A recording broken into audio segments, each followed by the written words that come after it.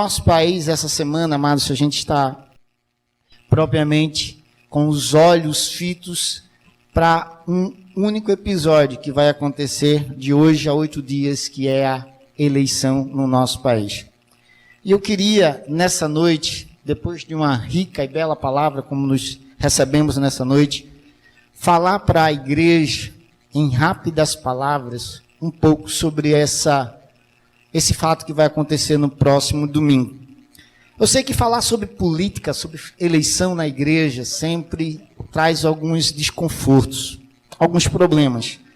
Mas eu reconheço, irmãos, que eu prefiro falar de política e eleição hoje, para amanhã não sofrer as consequências de não ter falado. Sabe, amados, eu não vou aqui indicar candidato para os irmãos, sugerir a quem os irmãos devem votar, mas eu queria conversar um pouco sobre a importância desse ato que a gente vai fazer no próximo domingo. Primeiro, eu queria chamar a sua atenção e quebrar de antemão já um paradigma, que é essa história que a gente escuta e muitas vezes a gente ouve no meio da igreja, no meio da cristandade, dizer que cristão e política não tem nada a ver, que cristianismo e política não se misturam. Irmãos, eu não vou pregar sobre esse tema, não vou falar sobre isso, mas se um dia eu tivesse oportunidade, eu mostraria para você biblicamente, historicamente, e até mesmo pela própria lei do nosso país, que isso não é uma realidade. Falar de política, entender a importância disso e principalmente da eleição, isso é tão importante como qualquer outra coisa para a nossa caminhada, para a nossa vida. Mas como eu disse, eu não vou pregar sobre política, nem tampouco sobre esse tema. Mas eu queria ler um texto com os irmãos. E eu queria convidar você a ler comigo esse texto. Abra a sua Bíblia em Oséias, capítulo 8. O livro do profeta Oséias, capítulo 8, eu queria ler com você 3 versículos. E depois disso eu vou falar aqui o que eu quero dizer para vocês e a gente vai continuar celebrando ao nosso Deus. Oséias, capítulo 8, versículo 2 até o versículo 4, diz assim a palavra de Deus. Israel clama a mim, ó nosso Deus, nós te reconhecemos. Mas Israel rejeitou o que é bom. Um inimigo o perseguirá. Eles instituíram reis sem o meu consentimento. Escolheram líderes sem a minha aprovação. Com prata e ouro fizeram ídolos para si, para a sua própria destruição. Os irmãos sabem, amados, que o povo de Israel, eles nunca viveram como a gente vive numa democracia. Eles sempre viveram numa monarquia. Eles não tinham a oportunidade de escolher os seus líderes. Mas somente em um episódio na história do povo de Israel, isso aconteceu. Quando o povo se dividiu por causa de uma questão de gestão, o povo se dividiu e ali o reino de Israel foi dividido em 2 reinos. Pela única vez, aquele povo pôde decidir quem seria os seus líderes. Depois de escolherem os seus líderes, depois de escolherem os seus representantes, diz o texto que aquele povo começa a viver as aflições e os infortúnios da sua escolha. E aí eles foram orar a Deus, clamar a Deus por socorro. E é exatamente nesse cenário que se levanta o profeta Oséias dizendo: gente, não adianta orar, não adianta jejuar, não adianta reclamar quando o povo escolhe os seus próprios líderes. Quando este mesmo povo não consultou a Deus para saber quem Deus gostaria que eles colocassem ali como seu representante. Para aquele povo, amados, escolher o seu líder era algo tão importante e tão espiritual que Deus usa um profeta para mostrar para aquele povo. E aí eu pergunto para mim e para você nessa noite: se eleger um líder era algo tão espiritual e tão importante para aquele povo, por que não é para mim e para você? Amados, eu não disse, como eu falei para os irmãos, eu não vou pregar sobre esse assunto, mas eu quero chamar a sua consciência, trazer a sua consciência, que o que nós vamos fazer no domingo que vem é algo tão importante e tão espiritual, como tudo isso que a gente acabou de fazer aqui nessa noite. Eleger os nossos líderes amados não é algo aleatório, não é algo propriamente de qualquer forma que a gente tem que fazer.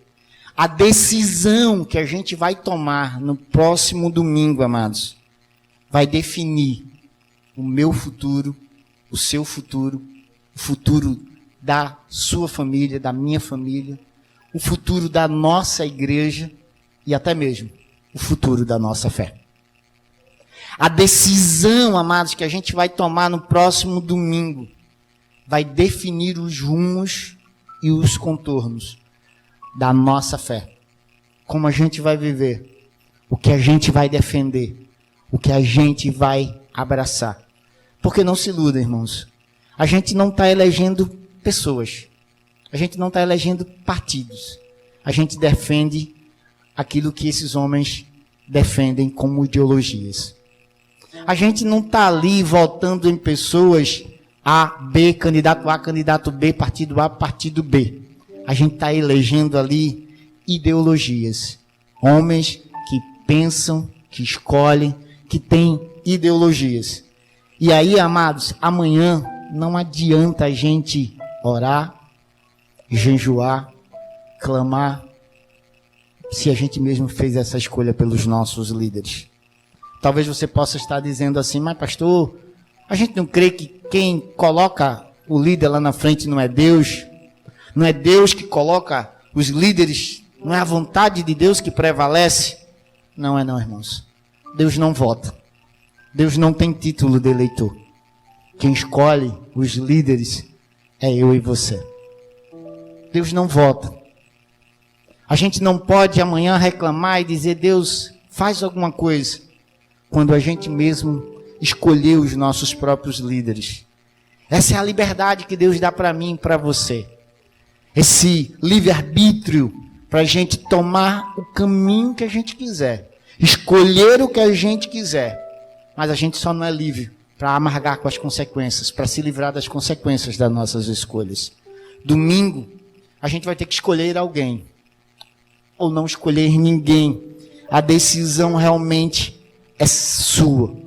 Mas eu quero que você saia daqui e domingo faça isso como algo que é extremamente importante, extremamente espiritual, porque você não está elegendo uma pessoa, você não está elegendo um partido, você está elegendo, amados, uma ideologia, uma crença, um conjunto de valores e que você pode ser beneficiado ou simplesmente punido por ela.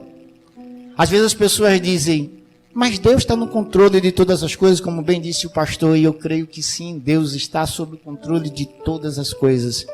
Mas não posso dizer, amados, que Deus deseja que pessoas morram por causa de a má escolha nossa. Eu não consigo ver Deus, amados, se alegrando quando judeus mataram milhares, quando os nazistas mataram milhares de judeus. Eu não consigo ver Deus se alegrando, amados, quando dezenas e centenas de cristãos morrem na Coreia do Norte, quando cristão morre na China, quando cristãos morrem agora, bem pertinho da gente, estão sendo deportados aí na Nicarágua. A culpa é de Deus? Não, irmãos. A culpa é das pessoas que fizeram as suas escolhas. Países que estão aí passando fome, cristãos passando fome, culpa é de Deus? Não. A culpa é nossa. A culpa é unicamente nossa. Porque, assim como disse Oséias, não oramos, não buscamos a Deus e não nos preocupamos de fazer isso que nós vamos fazer no domingo como algo sério e importante. Domingo é eleição, irmãos. Vá fazer o seu papel de cidadão, mas faça isso com sabedoria. Faça isso com propriamente compromisso, porque essa sua escolha, essa sua decisão vai determinar o seu, o meu, o da nossa família, o futuro da nossa história, o futuro da nossa fé. Talvez você se pergunte, pastor, como é que a gente pode fazer isso? Como é que eu faço isso? Eu vou dizer para você, vote, amados, não pensando em você, mas faça isso para a glória de Deus. Porque a Bíblia diz isso, quer comamos, quer bebamos ou façamos qualquer outra coisa, inclusive votar, façamos isso para a glória de Deus. Eleger um candidato, amados, eu tenho que fazer isso para a glória de Deus. Porque assim como qualquer outra coisa, eu tenho que fazer para a glória de Deus. Eu falei para os irmãos, eu não vou indicar ninguém, não vou sugerir, porque eu nem tenho candidato e nem tenho um partido que eu defendo. Eu defendo os valores daquilo que a palavra de Deus diz. Então qualquer um que diga contrário àquilo que a Bíblia diz para mim, esse não merece meu voto, esse não merece minha atenção. Às vezes eu escuto cristão dizendo certas coisas que eu nem acredito. Teve gente que já disse para mim, eu não quero saber o que é que o candidato A, o candidato B defende. O que importa é que eu gosto dele e ponto. Sério? Eu já escutei pessoas dizendo, não importa o que ele defende, ou essa, ou isso, ou aquilo. O que importa é que eu ganho, eu sou beneficiado com ele. Sério? Ou até mesmo eu encontro aqueles, muitos jovens que dizem assim, eu não quero saber. Eu sou livre para escolher quem eu quiser, a vida é minha e eu escolho quem eu quiser. Eu tenho que dizer uma coisa para você que pensa desse jeito. Você nem pode ser considerado cidadão, muito menos cristão. Não pode. A palavra de Deus vai dizer, amados, Paulo dizendo, olha, eu já não vivo mais. Cristo agora que vive em mim. Eu não tenho mais opções, eu não faço escolha para mim, eu não faço escolha pensando no meu benefício, eu não elejo ninguém pensando naquilo que vai ser bom para mim. Eu olho a minha vida, as minhas escolhas, as minhas decisões, como isso vai afetar a minha fé. Como isso vai promover a glória de Deus, ou como vai afetar a glória de Deus. A minha decisão, a sua decisão, não é pensando na gente, não é pensando em você, não é pensando nos seus benefícios, não é pensando na sua vontade, no seu ego. As nossas decisões políticas, como qualquer outras nossas decisões, é se isso vai promover a glória de Deus ou não. Domingo, amados, é dia de eleição. Vote. Mas não vote pensando no seu gosto. Não vote pensando na sua vontade. Vote ou não vote, mas faça isso pensando na glória de Deus. Porque é isso que nós somos. Cristãos que estão comprometidos com a glória de Deus. Não vou indicar ninguém. Só analise as pautas. Só analise aquilo que o candidato defende. Só analise aquilo que o candidato tem prazer em defender. Porque eu não preciso dizer nome, mas você vai encontrar candidatos defendendo coisas que são boas, mas coisas que são contrárias à nossa fé. Gente que defende aborto, casamento homoafetivo, gente que concorda com essa questão da ideologia de gênero. Gente, eu não estou criticando e não estou julgando pessoas. O que eu quero mostrar para você é que cada um tem as suas pautas, as suas ideologias. Cada um defende aquilo que gosta e que acredita. Algumas dessas crenças, desses valores, são completamente contrários àquilo que eu acredito e que eu vejo na palavra de Deus. Então, gente que defende coisas que não condiz com a palavra de Deus, não merece meu voto, não merece o seu voto, não merece nada disso. Se você, amados, é um cidadão, e se você é principalmente um cristão, você não elege pessoas, você não elege partidos. Eu não estou dizendo para você eleger cristãos, porque até mesmo cristão, se ele não tem projeto, se ele não tem conduta, se ele não tem nada, ele também não merece meu voto, ele também não merece. Não estou falando que você tem que votar em crente, porque tem crente que é mais corrupto do que o não cristão.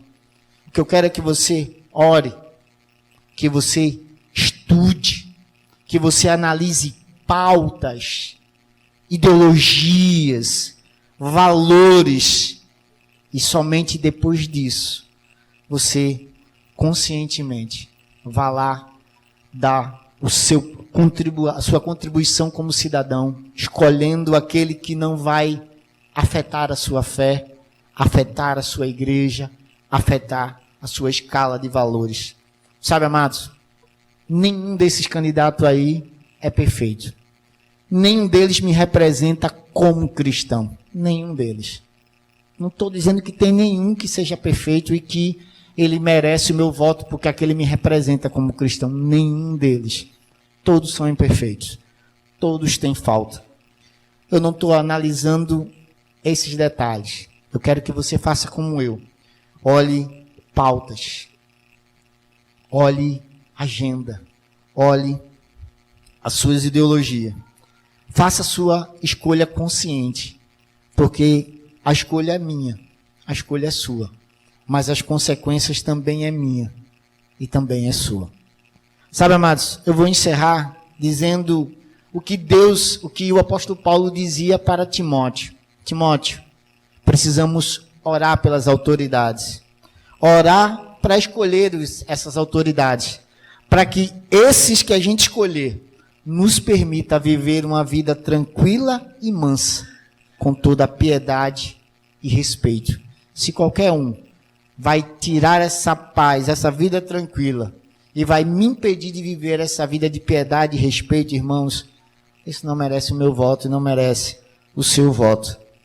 Talvez você está aqui nessa noite e você diga, pastor, eu não quero saber de nada disso.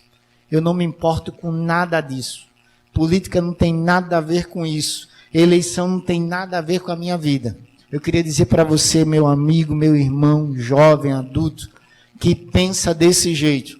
Eu vou encerrar a minha palavra citando para você uma máxima que é da filosofia grega, mas que tem tudo a ver com a nossa realidade. Diz assim: o castigo dos bons que não fazem política é serem governados pelos maus, que a fazem.